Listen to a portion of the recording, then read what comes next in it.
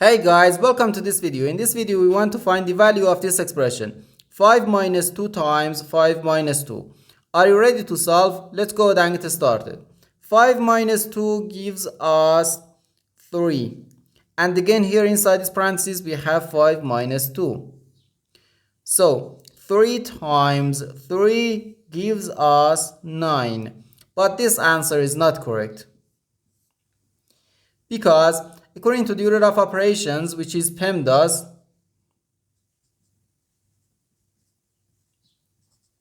P stands for parentheses, E stands for exponents, M and D stands for multiplication and division, and A and S stands for addition and subtraction. First, we have to do parentheses, then exponents, then multiplication or division, and finally addition or subtraction. Remember that multiplication and division have equal priority and we have to work from left to right. And the same applies to addition and subtraction. In this expression, we have one subtraction, one multiplication, and one parenthesis. Inside this parenthesis, we have one subtraction. Here we have a multiplication because in mathematics, when a number is placed next to parentheses, it means multiplication. And we usually don't write the multiplication sign for brevity. Okay, so according to the PEMDAS, first we have to do this parenthesis, then this multiplication, and finally this subtraction. If we do this subtraction before this multiplication or this parenthesis, it is wrong.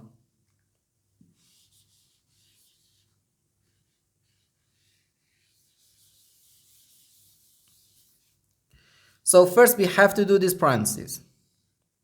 Inside this parenthesis we have 5 minus 2, which equals 3. So we have 5 minus 2 times 3. Now, in this expression, we have one subtraction and one multiplication. According to the PEMDAS, multiplication has higher priority than subtraction because multiplication comes before subtraction. So here, first we have to do this multiplication. 2 times 3 gives us 6. So we have 5 minus 6, which equals negative 1.